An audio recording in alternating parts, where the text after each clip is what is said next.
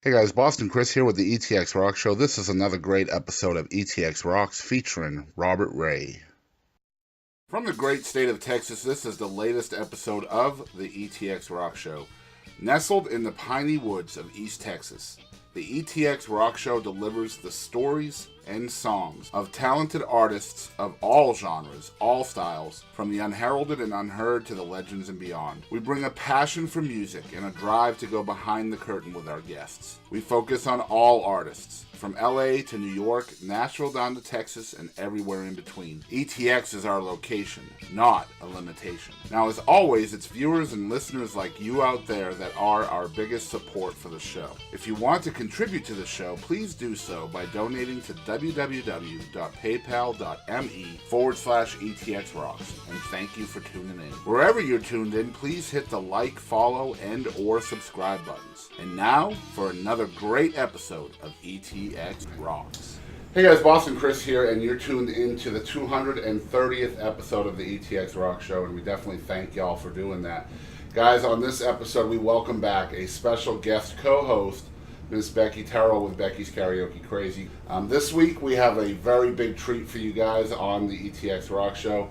Our guest this week, I think, seamlessly blends traditional country music with modern sounds and even, you know, that Texas country swagger that's happening nowadays in the 21st century.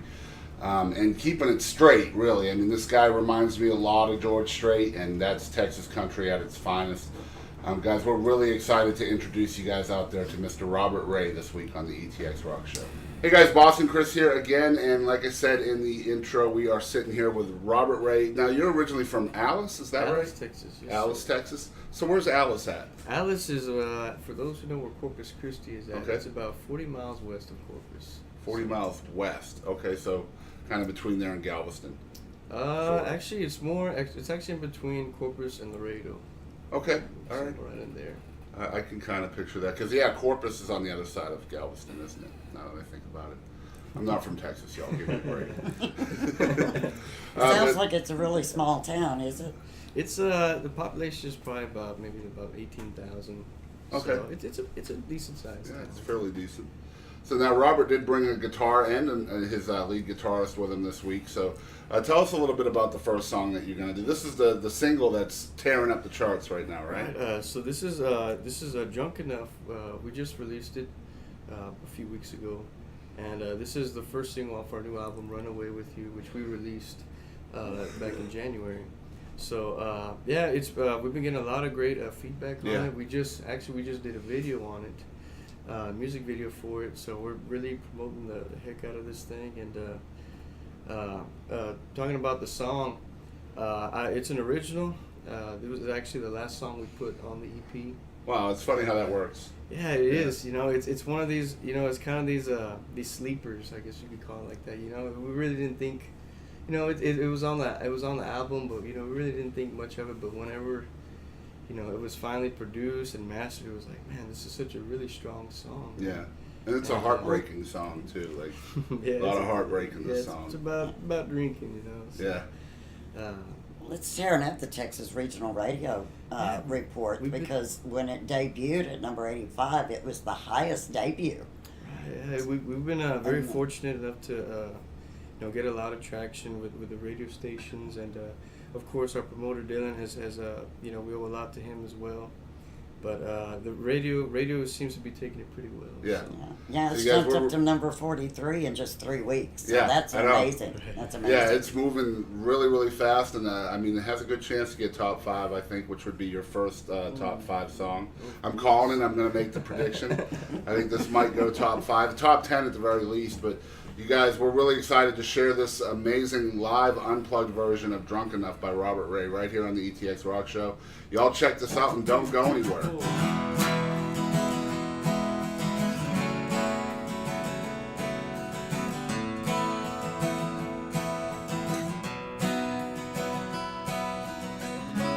People say it ain't worth it to drown my sorrows in this old bar.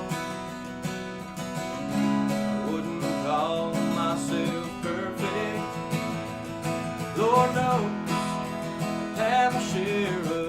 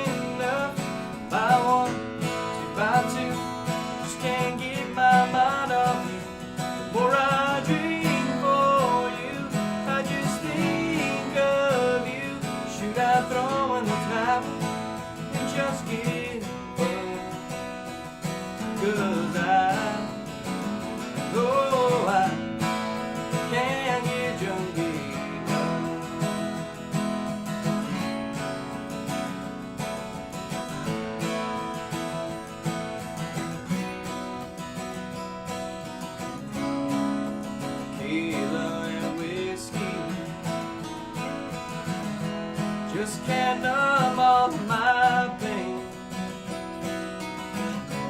Makes me wonder if you miss me, or even care.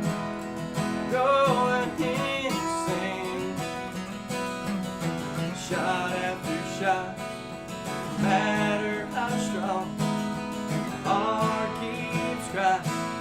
Song after song, I can't get drunk enough, just not tough enough. My one, my two, just can't get my mind off you.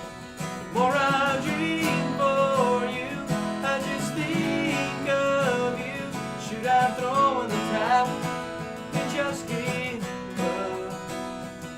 'Cause I know I can't get drunk enough.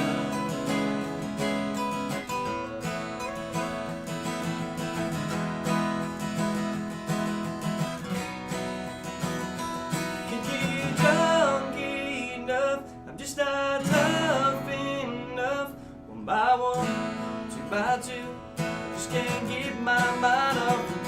The more I dream for you, I just think of you. Should I throw in the towel and just give up? 'Cause I know I can't get drunk enough. No, I know I can't get drunk enough.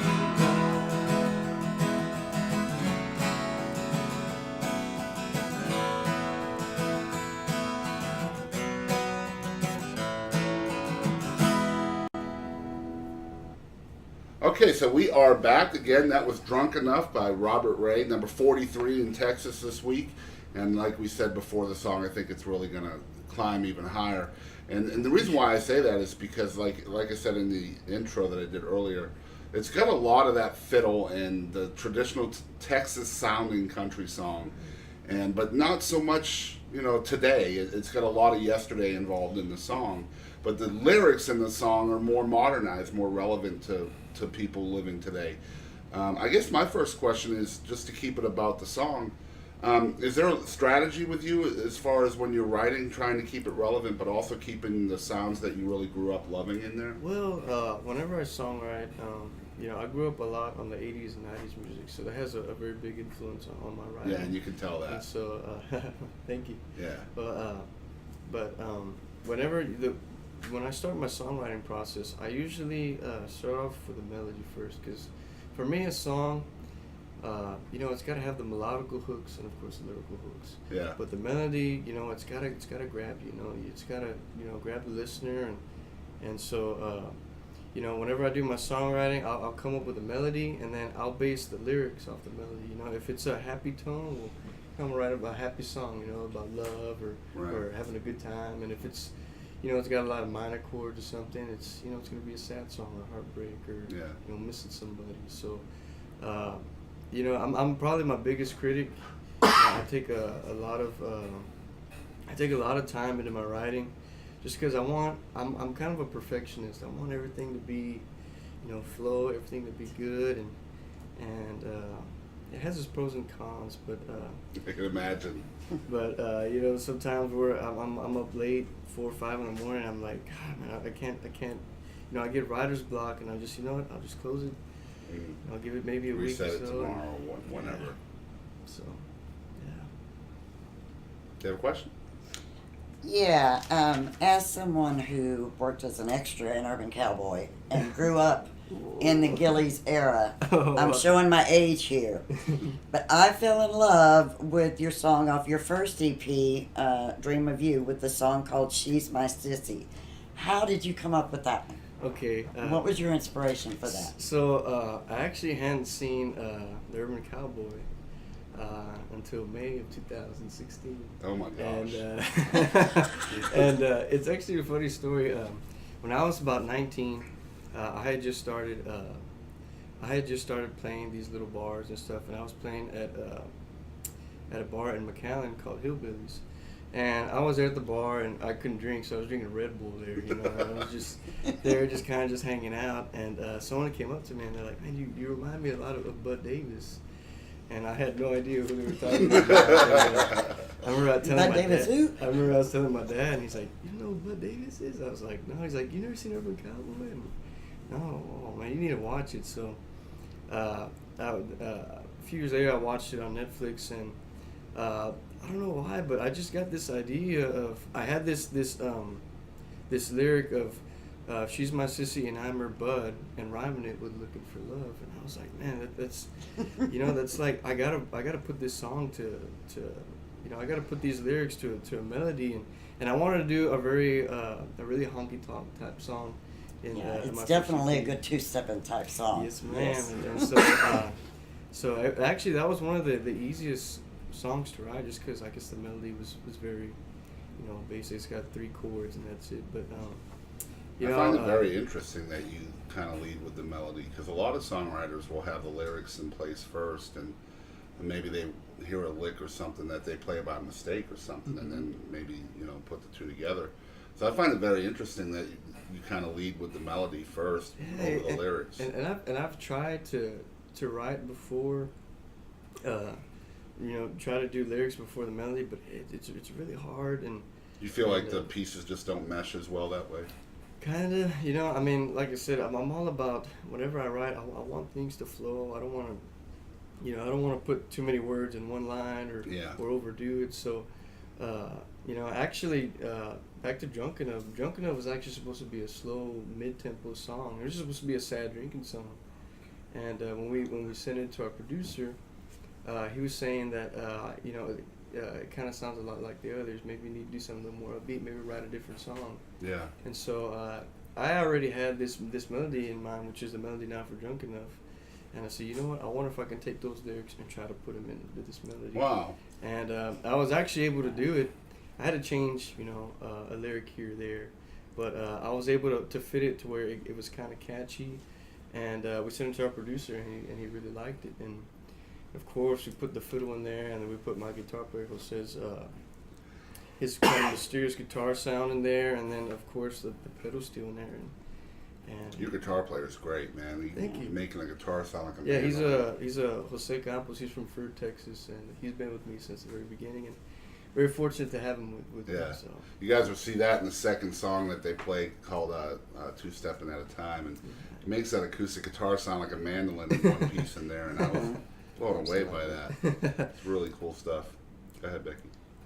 Well, I was just going to say, agreeing with what Boston said earlier, I listened to both your EPs yesterday, and listening to them, it took me back to the early 80s country. George Strait, Mickey Gilley, Alan Jackson, Keith Whitley, the artists like that.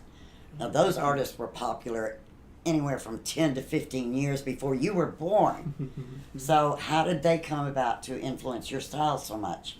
Well, you know, growing up, I listened to a lot of my dad's music, a lot of music that my dad would listen to. And so I always listened to Alan Jackson, George Strait, Mark Chestnut, Keith Whitley. I listened to all these guys growing up, and I just loved the music. And, you know, not only that, a lot of that music is very danceable. And, yes. And with that, I like to put that a lot into my music too. Is, you know, my music, you got to be able to dance to. It's got to make you want to get up and shake a leg. Yeah, or something. if you're playing those honky tonks and bars, you got to play music that the people are going to get up there and dance to. Yes, man. Yeah. And so I put a lot of that influence, you know, growing up has a lot on my songwriting and of course melodies as well. So, you know, I guess I owe a lot of that to, I guess, you know, a lot of it to my dad, because, you know, growing up I listened to his music, so, you know. Yeah. Your I dad think has we're good always taste. influenced quite heavily by our dads growing up. All right, so speaking of influences, when you're done producing a song, okay, so you've written the song, you put it together, you bring it to your producer, and it's completely done with production and all that. You're listening to it back. Do you ever hear it and be like, man, I didn't even realize I could be influenced that way? Like, do you hear your influences in your own music and become surprised by it? To a certain extent, I know I was growing up. I listened to a lot of the. I'm a big what do you call it? The rim shot. You know what I'm talking about? Yeah. I always loved that. Kind of like the Garth Brooks, Much Too Young, that kind of vibe. And so I kind of noticed that I put that a lot in my music. I know on Dream of You, that song was supposed to be like all snare and just kind of just a straight beat. And it was so upbeat that I really wanted it to have that rim shot in there, to make people want to get up and, hey man, shake a leg and dance out there. And so I guess to a certain extent, I can hear my music and I'm like, man, that is really, my influences are kind of influenced in my music. I can kind of see it.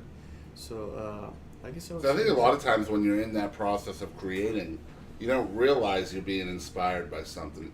Could even be something you're listening to at that time, if you're, maybe it's a Roger Krager song or something that you're really jamming to, and then you happen to write a song around that time, put it together, you might hear that Krager influence in there or whatever. So I always like to ask that question to see, when you listen to it back, because I'm listening to a lot of your music and I hear a lot of that Beaumont sound coming out of there, like Chestnut, Tracy Byrd, all those guys down there that were making things huge in the 90s. That honky-tonk swag that I call it, make you get up and dance. But there's a lot of Beaumont there in that style. So I was just curious, if you're listening to it back, do you hear that sort of thing in there? Like, man, that sounds a lot like Mark Chestnut, and I didn't mean that to happen, but that's pretty cool. Oh, yeah.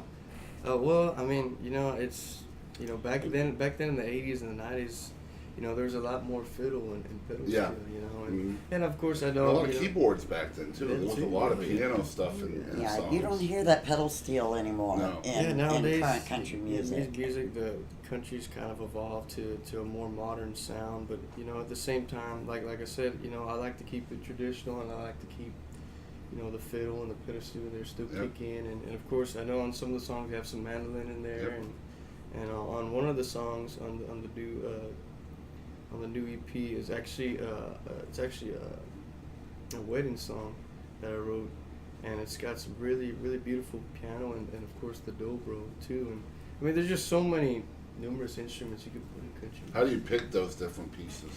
That's probably the hardest part. There's so many. Each instrument is so unique.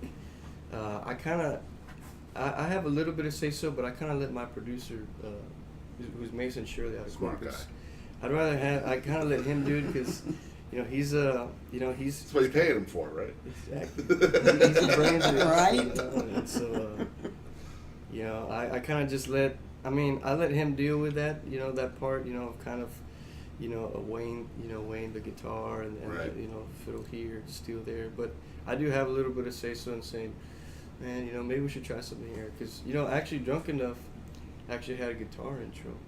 And had a guitar lead, and when we were tracking fiddle for the song, our fiddle player Scott, he was doing this crazy fiddle, man, in the chorus, and I was like, man, I really like the way that sounds. It's like maybe we could, I know we were having an intro for it, but maybe we could see if we could do a fiddle intro for it. And he kicked it off, and I was like, oh man, I love it. It makes the song. I think the beginning of a song is so important in establishing a relationship with your listener, if that makes sense. Yeah, that's what hooks you. Yeah, right exactly. at the beginning. You got to hook them right off the bat. You have to make them want to listen, whether you're playing live, whether it's coming on the radio, whether it doesn't matter. I mean, wherever they're listening from, those first 4 or 5 seconds of a song is everything to the song. So I'm not sure it would have come across the same way with a guitar intro. So good call. Thank you. I find it very refreshing to see a young artist like you going back to the traditional country. I know. Now, don't get me wrong. There's a lot of the modern country that I do enjoy, but I miss those good old two-stepping songs. Like I said, I was a Gillies girl. I was there 7 nights a week for several years. So, I miss that type of music and the two-stepping songs. And what's on mainstream radio nowadays doesn't have that. Yeah, it's tough to two-step to a hip-hop beat. Right. Yeah. And Yeah, I said it, Nashville. One of my favorite songs that I sing is Back When by Tim McGraw. It says they put pop in my country. And some of it's good, but for someone of your age group to go back to that more traditional sound, I find that very, very refreshing. Thank you. I appreciate that. And as a matter of fact, on the new EP, we actually redid three songs. We did a Small Town Girl by Steve Wariner, I Just Want You to Know by Mark Chestnut, and Dr. Time by Rick Trevino. And a lot of people ask me why I did that, and the reason why I did that is because, a lot of my generation, there's a lot of my generation that doesn't really know about this music, because a lot of these songs, they were released before I was even born. I was born in '95, and so, if I could be able to redo these, do them justice, put them out to music now, country music now, so my generation can listen to it and say, hey man, this is some really great music. This is some really great country music. I can dance to this stuff, and yeah, it's great music because these legends, Steve Wariner, Mark Chestnut, all these guys, they did these songs way back when, and so. It's funny how music touches us too, It doesn't necessarily have to be that song that's playing repeatedly on the radio. That's what gets our attention. Sometimes it is that album cut that's buried down there at 9 or 10 on a CD in the 80s or whatever, Yes, sir. And they have CDs in the 80s. I don't know. Yes, we had CDs in the 80s, the late 80s. Yeah. But that strategy's been around for ages. A lot of artists will do that. A good example of that is Daryl Dodd. Daryl Dodd made it a point to always put one or two cover songs on every album he ever put out. And typically it was a song that most people had never heard, didn't even know it was a cover.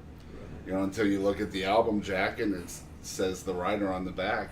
That's how I got to Memphis by Daryl, which was an old Tom T. Hall song. And there was multiple other, Sundown, which was a Gordon Lightfoot song that Daryl redid. And I mean, there were so many different artists. Joe Nichols did that a lot too, but just paying homage to people that came before you, even if you weren't born when they were popular. I think it's just smart to put your own spin on a song that maybe wasn't even popular when it first got cut. So kudos to you on that. But how do you choose which ones to do? Because I imagine you've got dozens of songs that you've been inspired by over the years. Well, actually these songs, they were kind of my favorite childhood songs. Yeah. Steve Wariner, Small Town Girl, man, that was just one of my favorite songs just because it's very different. It's got the keyboard lead, and it's got this really cool vibe to it, and then the lyrics to it. My favorite lyric in there is, it's this, on the second verse, it goes, hot coffee and the sound of her sweet voice calling, and then country station on the kitchen radio. You can just like picture that, and it's like imagery, yeah. And it's just like, and not only that, it tells a story. The love of a small town girl. And I Just Want You to Know. By Mark Chestnut. When we did that one. Excellent job on that cover, by the way. Thank you so much. That one again has the rim shot, and I fell in love with it when I was a kid. And I remember going to the ranch with my dad, and he'd be playing it. And then I remember, a few years when I was back in college, I was sitting there, I'm like, man, I would love to cut this song. Like, there's just so many great things about it. That really crazy guitar intro at the beginning, and then that fiddle kicking in, and the pedal steel, and just has so many great things. And then the story behind it of, he's, calling a girl and just saying, hey, just want you to know that I'm missing you, right? I'm thinking about you. I imagine you here, in this car with me, listening to the radio, and a lot of these songs, they have a really great moral to it. Sounds like your dad did a really good job of turning you on to some really fantastic music. Oh yeah, I will. Good job, Dad. Yes. You are, as we've mentioned, still rather young. How do you get the lyrical inspiration for some of these songs that seem, how do I put it, seem to come from someone who would have much more experience in life than someone of your age? Well, I guess a lot of it, I listen to a lot of these other songs, and I kind of picture the way they wrote their songs. So, let's say I'm listening to like a Randy Rogers song or something, and and I'm listening to it, I'm like, man, I'm wondering, how did they write this song? Did they write it? Did they first start off with a melody, and man, this melody's kind of down, and they start writing, putting these lyrics to it, and so that's how I kind of started doing my songwriting. And as far as the experience goes, I'm still quite young and haven't experienced that much, but again, going back to my pops, I get some advice from him and say, hey, Dad, I'm kind of stuck here. I'm writing this song about this, and what do you think I should put here? I'm kind of stuck here, and of course he'll help me out, and I think I can. I'm sorry. No. Go ahead. No, I was going to say, one of my other questions I think I already know the answer to now just from listening to you talk, because I was going to ask who your biggest mentor has been. Oh yeah, it's got to be my pops. Yeah, I could tell that from the way you talk about him. Yes, I think it's great that he came on the road with you too. Yeah, that's amazing. That's fantastic. Yeah, we need someone to drive us around. So. I'm kidding. I'm messing around. Just somebody to pay the gas bill, right? Yeah. McDonald's coffee bill. He's the best. That's charge card. So guys, this is episode 230. We're sitting with Robert Ray and special guest co-host Becky Terrell with Becky's Karaoke Krazy. And you can definitely check out her page too. It's Karaoke Krazy on Facebook, both with K's, so Karaoke Krazy. And she does awesome karaoke all over East Texas. But so this, I think this is the last stop on your North Texas radio tour, right? Actually. Or do you have more to go? We're gonna be in Wichita Falls tomorrow. Ooh, okay. So we got. So we're not the last stop. So we got. Last stop in East Texas, though. Last stop in East Texas, yes, sir. And it's always cool to be included in an artist radio tour. So I definitely wanted to thank you for that, and thank Dylan Steen as well. Yeah, well, thank you all for having me. No problem. Yeah, I know I've been hearing a lot about your show and seeing y'all all over Facebook and Instagram and everything, and so I was always interested in that. I was always interested in how you all did the show, so awesome. I appreciate y'all. Well, I appreciate your support. But yeah, we're sitting here, we're talking about Drunk Enough and some of his influences. I don't think he had to get drunk enough to have influences. We didn't bring a drummer with us, or we would have had that ready. David Letterman would have been more prepared, I bet. Probably. Although I don't know, David's new show is kind of toned down. Well, true. That's true. There's much budget behind that one. But yeah, we've been talking about your influences and stuff like that. I'd love to hear about, you mentioned Randy Rogers. Are you turned on or inspired by what's going on around you with your contemporaries in Texas country? Oh yeah, I mean, it kind of, I was all last week on the road. We were on the radio tour in kind of North and West Texas. And the whole time I'm just listening to all the, Cody Johnson, Randy Rogers, Ken Fowler, all these guys, and I hear these songs, and it makes me want to write. Yeah. I hear a song, I'm like, man, that sounds so good, man. I want to write a song like this. Do you feel pressure when you hear stuff like that? Because I mean, you're pushing hard. Let's be honest. You're pushing this single hard, in the album as well. So you're driving down the road and you're hearing all this great music that's coming out of Texas, and you're trying to compete with that. Maybe not in a vicious kind of way, but I mean, let's be honest. You're trying to get your single up higher than theirs. But man, the music is so good at the same time. So do you feel like that just makes you want to be better than pop? I mean, as best as you can? Does it inspire you? Yeah, it inspires me. I mean, I hear it, I'm like, man, I want to write a song like this, man. This is so good. I want to write something like this. Yeah. I want to put something out like this, because, growing up, Randy Rogers, in high school, I listened to a lot of his music, and again, he was also a big, Texas country influence as well, and so hearing these other Texas country guys, they're competition and stuff, but at the same time, they're all a good group of guys. And, The support is ridiculous. Right. It's a brotherhood. It's a family, And so, you know, I can't really feel pressured, but I do get inspired to, man, I want to write a song like this, or man, I want to write or play something like this. Or, so for the inspiration part, yes, but it's not so much. I'm not so much pressure, you know. But That's good. That's good. Have you ever? I'm sure you're part of the support of a lot of these legends here in Texas as well. What's the best advice one of these guys has ever given you? The best advice is, your fans. Fans always come first, and stick to. It's a different day and age, so put as much social media as you can out there. Back then, it was a lot harder. I mean, you probably had to send letters and all that, and now there's email, there's Facebook Messengers, Facebook Live. I mean, there's so much you can do, and the thing is, it's always changing too. Right. We're going through a huge Facebook change right now that I don't think anybody in music likes at the moment. Right. Yeah. All right, guys. So we're sitting here with Robert Ray, episode 230 of the ETX ROCKS Show. Unbelievable. But we're going to be right back with a little bit of a surprise for Robert right after this. You guys don't go anywhere.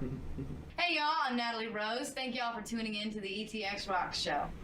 Okay, so we are back with Robert Ray, episode 230, and our amazing special guest co-host, Miss Becky Terrell, has one last question for Robert, and I think this might be the one that everybody out there wants to know about. Well, I'm sure especially our younger female listeners are going to want to know this. Is there a special lady in your life or not? Yes, there's a special lady in my life. Well, sorry, girls. Sounds like he's taken.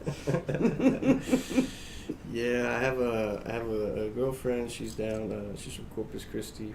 Her name's Crystal, and she's a very big supporter of my music. That's and awesome. I'm very, very lucky to have her. So. Very That's cool. great. So I think the hardest question that I ever ask on this show is still to come, and see, he's already squirming, so that's good. Who is Robert Ray? Ooh, man. Robert Ray is just a kid from a town called Alice, Texas, trying to make his country music dream come true. So I've been very fortunate enough to have a lot of support of my family, my friends, and my fans, and of course all the radio stations as well. And I'm just trying to put my music out there so people can hear my name, hear my music. Yeah. And hear my Just getting songs. after it and hustling. Yes, sir. Got to hustle to be heard. Exactly. Yes, sir. I think it's Jared Thomas that says that every single day. You know Jared? Jared Thomas sounds familiar. Yeah, he's the one he's a great country artist, great singer-songwriter. Organized a Brandon Jenkins benefit out there in Denton. But he says that every day. I got to hustle to be heard. And it's so true. It's true. So true. So, guys, we've come to the portion of the show now where we're going to really make them squirm. This is our surprise game segment now. We play a game with our guests on every single show, and we're going to play What the Heck with Robert here today. I'm going to tell you guys a little bit about the show, this game, in case you're just tuning in for the first time. Basically, what we're going to do is we're going to ask Robert 5 random questions that I have. I get to pick from a pool of like 43 or something like that. But some of these questions are silly. Some can be really stupid or gross. Some can be deep. It depends on what kind of mood I'm in. But basically, what I'm looking for from you is just turn your filter off and give me the first thing that pops into your head. All right. You ready for this? I think I'm ready. All right, so this is What the Heck with Robert Ray. So number 1, someone gives you an elephant. All right? Now, you can't sell the elephant and you can't give the elephant away. So what do you do with this elephant? Buy peanuts for it. That's a lot of peanuts. That's all you're going to do with it? I mean, you're going to have to feed it regardless. I can't sell it and I can't Give it away. Give it away. I'd have people write it. I think that's a good idea. I think from a music standpoint, though, like if I was an artist or a band or something, I would have it in every single music video I ever did. Now until the end of time. You would be the elephant guy. Think about it. The elephant guy. Who's Robert Ray? Oh, you know the guy that always has that damn elephant in his music videos? That's smart, man. That is really smart. I'm telling you. I didn't think Yeah, about that. I mean, an elephant is going to make you different. So. Absolutely. Very Different, true. different kind of mascot for sure. All right, number 2. If you were a worm, how long would you be? Ooh. I'd probably be a small worm, so no birds would eat me or anything. See, I think that's the wrong way of looking at it. Because birds are yay big typically, right? And so if you're a small worm, the bird's going to have no problem, just you're done. But if you're an 8-foot worm, there ain't a bird around that's going to come near you, dude. It's going to take like a flock of birds the size of, I don't know, New Mexico or something to take you down.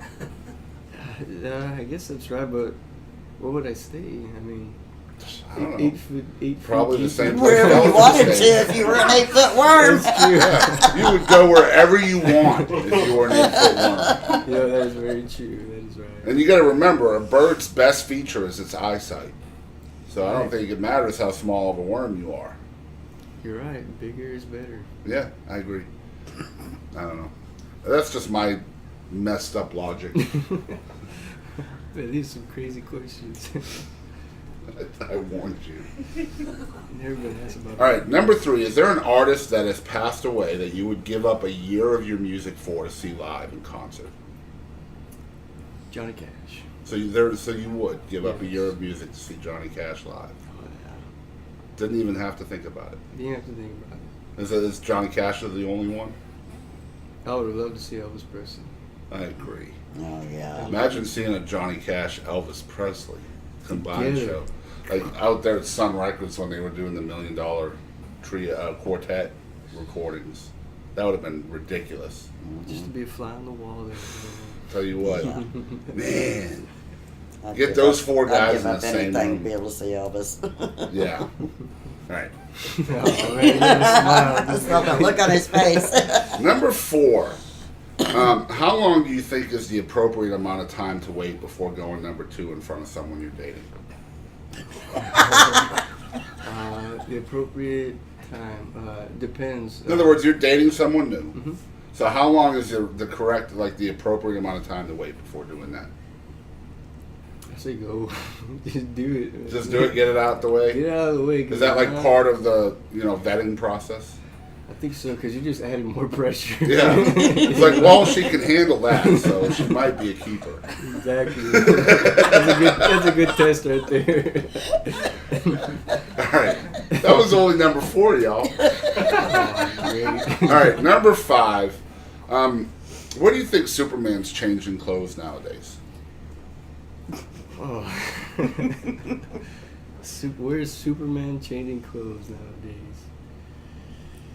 See, back before you were born, they used to have these things called phone booths. And that's where Superman would change his clothes. But they took all of those away. So I'm thinking maybe that's why we don't have any good Superman movies anymore. 'Cause he has nowhere to change. Maybe a Skittle can somewhere. Wait, a what? I don't know, a Skittle can somewhere. I don't know. I mean, Skittle can. What is a Skittle can? You know what a Skittle can is? It's a porta potty. It's like a porta potty. Okay. Oh, okay, all right. So basically, Superman hears somebody's in trouble or something, and he's like, I gotta get to a festival.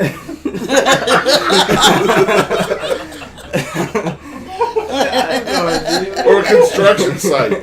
Yeah, I mean, no one would think of it, right? Yeah, well- you don't want to be in a shopping center, in a dressing room there or something. Yeah, that'd be bad.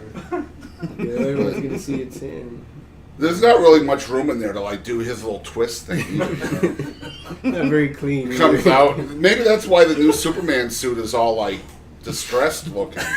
He's a Man of Steel, so. Very true. All right, you heard it here first. Skittle can. Hashtag Skittle can. Whew. That was What the Heck with Robert Ray. Oh, man. That was a lot of fun. Thanks for being a good That sport, was, man. that was. All right, so he is going to play another song. We talked about it a little bit earlier. It's called Two Stepping at a Time. Tell us a little bit about the inspiration and story behind this So, song. Two Stepping at a Time, it's actually kind of a funny story. I was actually supposed to finish writing this other song, I Choose You, which is another song on the new EP. And I was actually going to my dad's office because that's where, there's no distractions or anything and I can work by myself. Well, when I started when I was looking for my notes and stuff, I couldn't find I Choose You, and I was like, you gotta be kidding me. I forgot all the notes at home. Oh, man. And so I was like, you know what, I'll just start writing another song. And so I had this really nice melody down, and I just started writing down the first verse, and I really liked it. It's got a lot of imagery of, you know, just kind of just waking up and you see your girl there, and you know, she's looking good, and you know, you turn on the radio and you just start dancing with her, you know. And so that night, went home, started finishing writing it, and then you know, whenever we started recording it, we had this. It starts off with a pedal steel, and it's got a pedal steel intro, and it's got this really cool, feel good vibe to it. You know, it's a love song, and so it's become one of my favorites. Well, they're all my favorites.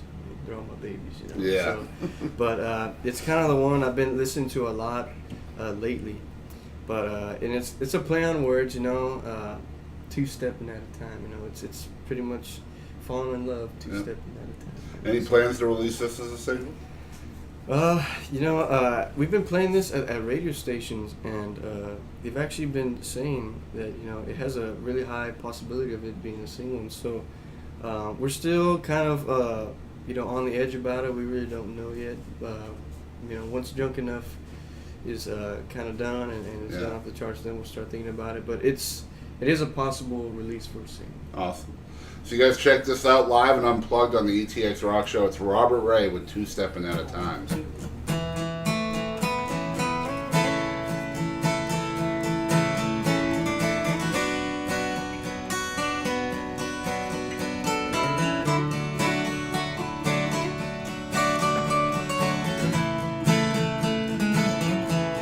I kiss you good morning, run my fingers through your hair,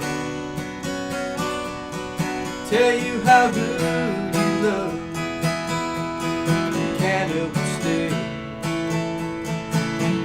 You walk over and smile as I turn on the radio. You're in that red sundress pressed against my chest. Round and round we go.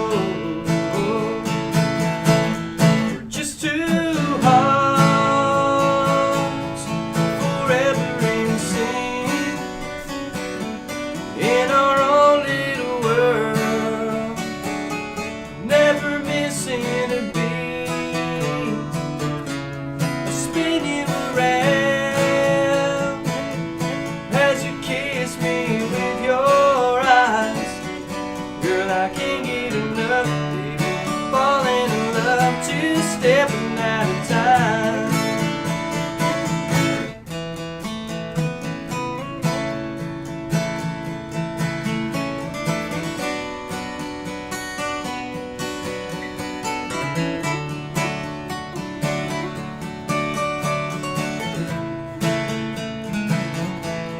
You kiss me goodnight, you whisper softly in my ear. Couldn't wait to come home, have me here all alone. Then you pull me in. We're just two hearts forever in sync in our own little world, never missing a beat. I spin you around as you kiss me with your eyes.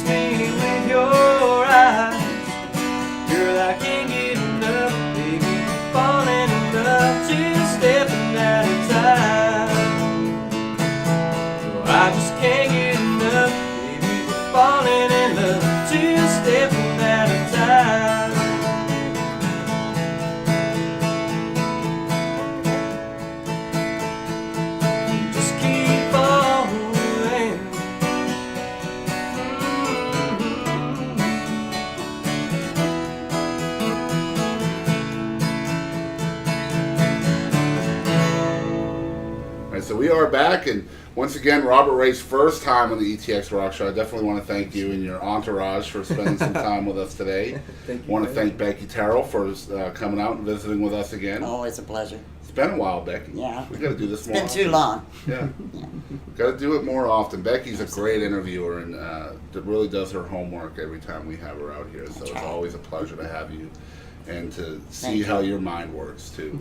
It definitely humbles me and it makes me better. So I appreciate that. All right, so for folks out there who might be hearing about Robert Ray for the first time, where would you send them to follow along with everything you're doing in music? Well, I would say go to my website, which is www.robertraycountry.com. We have all our tour dates. We have all our social media on there. We have merchandise stores there as well. You can find us on Facebook under Robert Ray, our Instagram Robert Ray Country, or my Twitter under Robert Ray Music, or my YouTube page under Robert Ray. All that is on my website. Okay. And also there it'll show you how to purchase the album and where you can get it. So, And people, if there's a venue out there that wants to book you, they can do that through the webpage as well? Of course. Perfect. So we will definitely put that in the description down below. It's robertraycountry.com. And you can follow along with all of his social media right through there. You can pick up his music, his merch, find out where he's playing, and you can book him for your venue. All there right at robertraycountry.com.